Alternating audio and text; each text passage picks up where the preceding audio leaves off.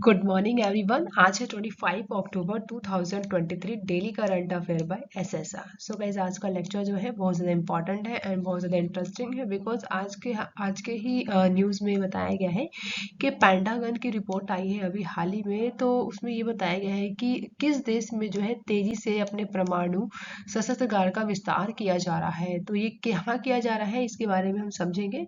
साथ ही इसके साथ हम सबसे पहले करेंगे क्विक रिवीजन, और वीडियो के लास्ट में आप लोगों के लिए है यहाँ पर एक छोटा सा सेशन रखा गया है जिसमें कृषिगत उपजाऊ के अधिकतम उत्पादन वाले राज्य के बारे में भी जान पाएंगे। बेसिकली यहाँ पे इस स्लाइड में आप जान पाएंगे कि किस राज्य में क्या पर्टिकुलर जो बोल सकते हैं कि कृषि की जाती है। तो ये हम यहाँ पे समझेंगे, जानेंगे उसके बारे में। और वीडियो क्लास में आप लोगों के लिए क्वेश्चन ऑफ द डे भी रहता है, तो आप लोग वीडियो क्लास तक बने रहिएगा। ये लेक्चर जो है आपको सबको बायलैंग्वेज मिलता है, डेली मॉर्निंग में वीडियो आप लोगों को मिल ही जाती है। तो चलिए सेशन को स्टार्ट किया जाए।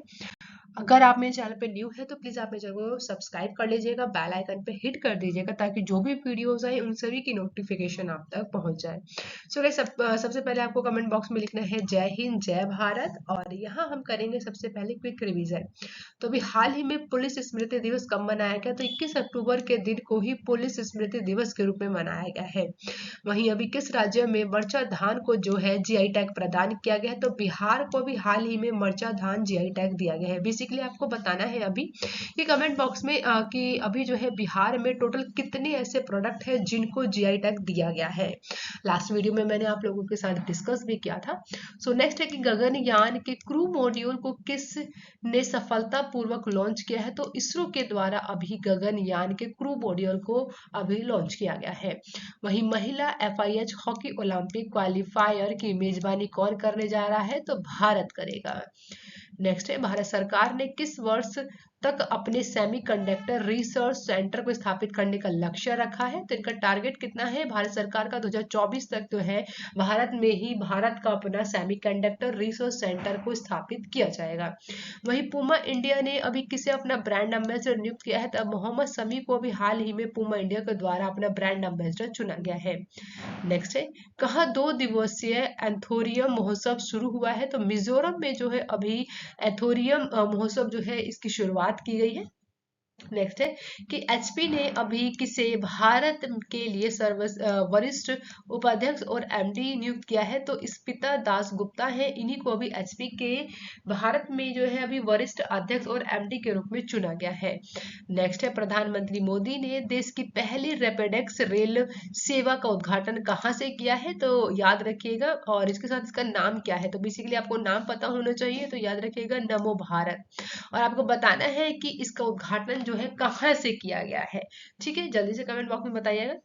नेक्स्ट है कि अभी 32वें सरस्वती सम्मान 2022 से किसे सम्मानित किया है? तो शिव शंकरी को जो है अभी 32वें सरस्वती सम्मान 2022 से सम्मानित किया है। तो इम्पोर्टेंट।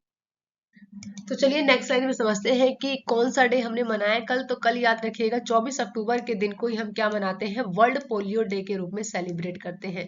तो इम्पोर्टेंट है ये डे क्योंकि अभी जो है पूरे विश्व में 24 तारीख को ही क्या मनाया गया है? विश्व पोलियो दिवस के रूप में मनाया है। तो ये पोलियो की बात करें तो एक बेसिकली बोल सकते हैं कि जानलेवा बीमारी है, किसी भी व्यक्ति को अगर हो जाए तो उसकी जान भी जा सकती है इसमें। वही ये जो है पोलियो वायरस के कारण ही होता है किसी भी व्यक्ति को, और विश्व स्वास्थ्य सभा ने जो है 1988 में इसे उन्मूलन के लिए इसे बोल सकते हैं कि प्रतिबद्ध किया है। बेसिकली बोला जा सकता है कि विश्व स्वास्थ्य सभा ने भी इसे 1988 में बता दिया है कि ये जो बीमारी है बहुत ज्यादा घातक है, तो इसे कैसे रोका जा सके पूरे ओवर वर्ल्ड में।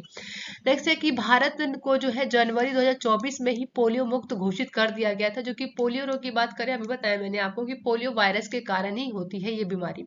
मुख्य रूप से कहाँ होती है? तो याद रखिएगा ये रीढ़ की हड्डी या फिर मस्तिष्क के सिस्टम के नसों को भी ये प्रभावित करती है, जिसके कारण से पोलियो के संक्रमण के कारण क्या होता है कि आपको क्या हो जाता है? अपंगता का खतरा बढ़ जाता है या फिर अपंगता ही हो जाती है आपको। इसके कारण जो है इसके लक्षण की बात करें तो कैसा है लक्षण? तो लकवा जैसा ये दिखाई देता है आपको, बोल सकते हैं। वही जो मनुष्य है, इससे जो ग्रसित मनुष्य होते हैं उन्हें जो है सांस लेने में परेशानी होती है, और कई बार तो जो मरीज होता है वो उसे जो बोल सकते हैं कि मौत भी हो जाती है इस पोलियो की वजह से। इसलिए अवेयरनेस फैलाने के लिए पूरे ओवर वर्ल्ड में वर्ल्ड पोलियो डे मनाया जाता है। तो इम्पोर्टेंट है, आपको याद रखना है वर्ल्ड पोलियो डे जो है कब मनाया जाता है, तो याद रखिएगा 24 अक्टूबर को मनाया जाता है। सेशन स्टार्ट करते हैं। आज 25 अक्टूबर है 2023, daily current affair by SSR. First question आप सभी के सामने है, हाल ही में जारी पेंटागन की रिपोर्ट के अनुसार अभी किस देश में जो है तेजी से अपने परमाणु शस्त्रागार का विस्तार कर रहा है, तो चाइना के द्वारा किया जा रहा है। पेंटागन की रिपोर्ट जो है अमेरिका के द्वारा प्रकाशित की गई है और उसमें बताया गया है कि जो परमाणु ऊर्जा को लेकर सबसे ज्यादा विस्तार कौन कर रहा है, तो याद रखिएगा चाइना कर रहा है। तो यहाँ पे ऑप्शन बी बिल्कुल करेक्ट है, तो ऑप्शन बी सही है यहाँ पे।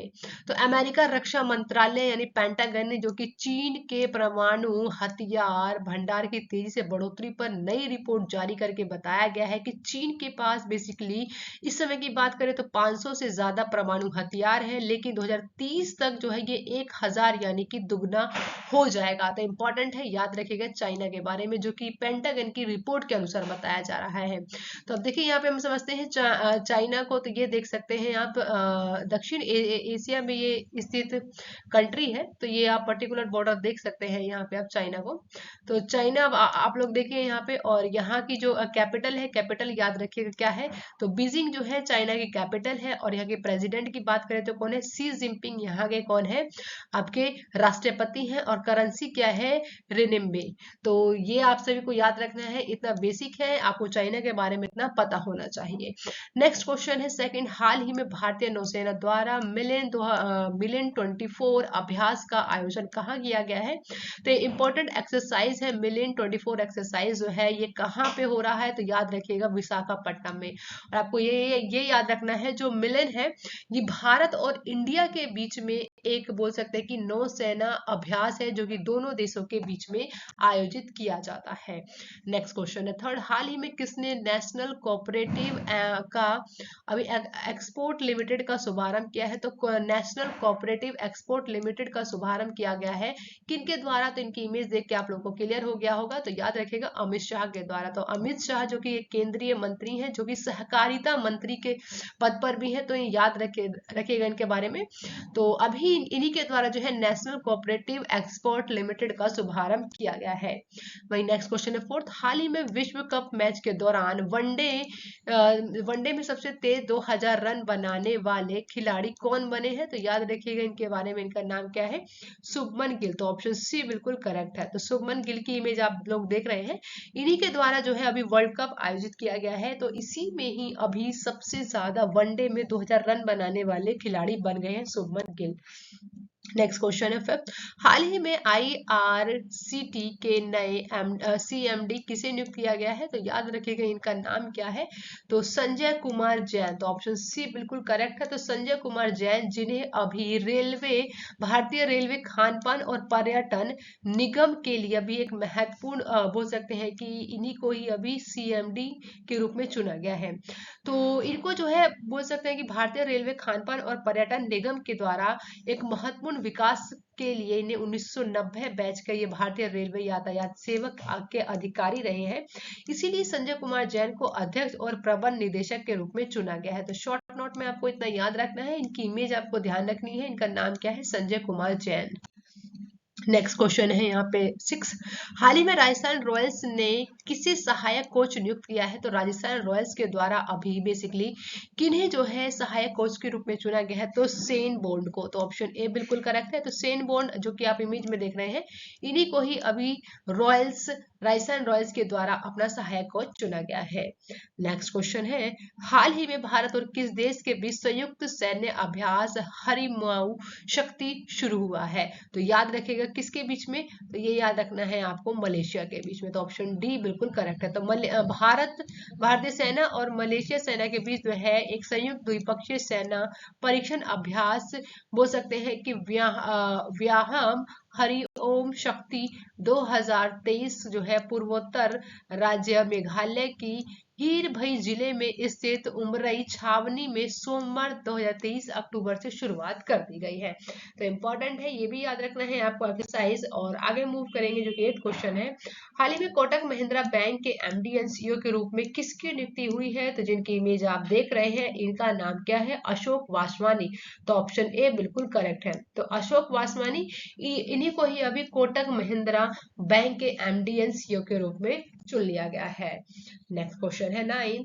हाल ही में बिशन सिंह बेदी का निधन हुआ है, वह कौन थे? तो याद रखिएगा बिशन सिंह बेदी एक क्रिकेटर थे जिनका अभी हाल ही में निधन हो गया है। ऑप्शन डी बिल्कुल करेक्ट है। नेक्स्ट क्वेश्चन है 10। हाल ही में भारतीय मौसम विज्ञान विभाग की चक्रवात को लेकर अलर्ट जारी किया गया है। तो कौन सा चक्रवात है जिसको लेकर अभी अलर्ट जारी किया है? तो ऑप्शन ए बिल्कुल करेक्ट है, यानी तेज। तो तेज चक्रवात को लेकर भारतीय मौसम वैज्ञानिक विभाग के द्वारा अभी अलर्ट जारी किया गया है।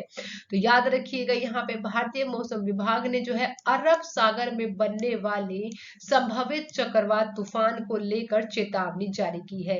अगर आप लोग यहाँ पे लोकेशन देखना चाहेंगे तो यहाँ आप देख सकते हैं।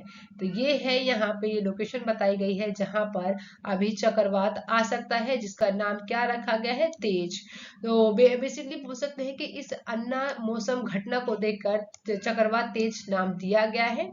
जिसका बोल सकते हैं कि सबसे ज्यादा असर कहां पर पड़ेगा? तो आप देख सकते हैं मुंबई में, पुणे में, महाराष्ट्र में और अन्य क्षेत्र, कोंकण क्षेत्र जैसे पे पड़ेगा। तो आप लोग देख सकते हैं यहाँ पे मुंबई है आपका, यहाँ पे गुजरात भी आ जाएगा यहाँ से, और यहाँ के जितने भी एरिया है, केरल है आपका, तो ये सारी चीजों पे भी यहाँ पे आपको बोल सकते हैं कि सबसे ज्यादा खतरा या फिर असर देखने को मिल सकता है। नेक्स्ट बात करेंगे यहाँ पे, आप लोग देखिए कि अभी जो है मौसम, भारतीय मौसम विज्ञान विभाग के बारे में जान लेते हैं। पर्टिकुलर इसकी स्थापना कब हुई? तो स्थापना की बात करें तो 1875 में इसको स्थापित किया गया था, और ये भारत सरकार के पृथ्वी विज्ञान मंत्रालय के एक एजेंसी है। और जिसका काम क्या है, इसका काम क्या है? तो मौसम संबंधित टिप्पणियां और मौसम पूर्व अनुमान लगाने का काम है। भूकंप विज्ञान के लिए जिम्मेदार प्रमुख एजेंसी के रूप में कार्यरत है। तो इम्पोर्टेंट है, आपको याद रखना है कि कब जो है भारतीय मौसम विभाग विज्ञान का स्थापना हुई थी, क्या मोटो है, क्या इसका कारण है जो कि इसे स्टैब्लिश किया गया था, और किस भारत सरकार के किस मिनिस्ट्री के अंदर आती है, ये भी इंपॉर्टेंट है, याद रखिएगा। आप लोगों के लिए यहाँ पे नया सेशन स्टार्ट किया गया है। डेली हम कुछ न्यू पढ़ते हैं, तो आज हम पढ़ेंगे कृषिगत उपजाऊ के अधिकतम उत्पादन वाले राज्य की, पर्टिकुलर किस राज्य में जो है कौन सा कृषि जो है सबसे ज्यादा होता है, कौन सा वहां पे बोल सकते हैं बेसिकली प्रोडक्ट जो है सबसे ज्यादा उगाया जाता है। तो इसके बारे में हम समझेंगे। यहाँ पे उपज है और यहाँ पे राज्य की बात की गई है, तो याद रखेंगे आप लोग। तो सबसे पहले हम बात करेंगे चावल। तो चावल जो है गाइस सबसे ज्यादा जो है पश्चिम बंगाल राज्य में उगाया जाता है। तो महत्वपूर्ण है, या ये आपको याद रखना है। तो चावल किस राज्य में सबसे ज्यादा उगाया जाता है? तो पश्चिम बंगाल में। वही सोयाबीन की बात करें तो सबसे ज्यादा कहाँ होता है? यह मध्य प्रदेश में उगाया जाने वाला एक बोल सकते हैं उत्पाद है। वही गेहूं की बात करें तो उत्तर प्रदेश में जो है सबसे ज्यादा गेहूं का यहाँ पे उत्पादन किया जाता है।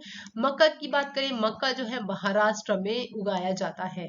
मोटा अनाज की बात करें तो सबसे ज्यादा मोटा अनाज राजस्थान में आपका उगाया जाता है। और समस्त तिलहन की बात करें तो मध्य प्रदेश में ही जितने तिलहन है उन सभी को यहाँ पर उत्पादित किया जाता है। साथ ही गन्ना, गन्ने की बात करें तो ये उत्तर प्रदेश में उगाया जाने वाला सबसे अधिक हो सकते हैं कि प्रोडक्ट है जो कि सबसे ज्यादा उत्पादित किया जाता है। कहाँ पर? उत्तर प्रदेश में गन्ने को।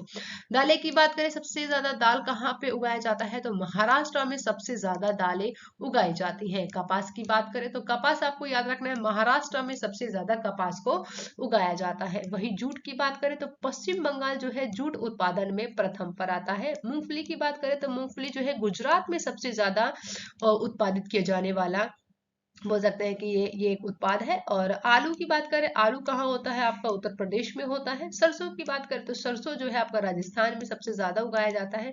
साथ ही प्याज की बात करूं अगर मैं, तो महाराष्ट्र में सबसे ज्यादा प्याज उगाया जाता है। तो यहाँ पर हमने कंप्लीट कर लिया है कि कौन सा जो कृषि है, कृषि का जो भी उपजाऊ है, कि किस राज्य में सबसे ज्यादा उत्पादन किया जाता है। तो इम्पोर्टेंट है, ये वनडे एग्जाम में आप लोगों से किसी भी एग्जाम में बोल सकते हैं कि वनडे एग्जाम के जितने भी एग्जाम होते हैं उनमें आपसे पूछ सकते हैं कि चावल जो है किस राज्य में सबसे ज्यादा उगाया जाता है, तो पश्चिम बंगाल याद रखना है। तो यहाँ हमने उन सभी क्वेश्चंस को डिस्कस कर लिया है, आप भी एक बार इस चीज को अच्छे से रीड कर लीजिएगा। नेक्स्ट बात करेंगे यहाँ पे क्वेश्चन ऑफ द डे की। तो अभी हाल ही में 32वें सरस्वती सम्मान 2022 के लिए किसे सम्मानित किया गया है? ऑप्शन आप सभी के सामने है, कमेंट बॉक्स में आपको आंसर करना है।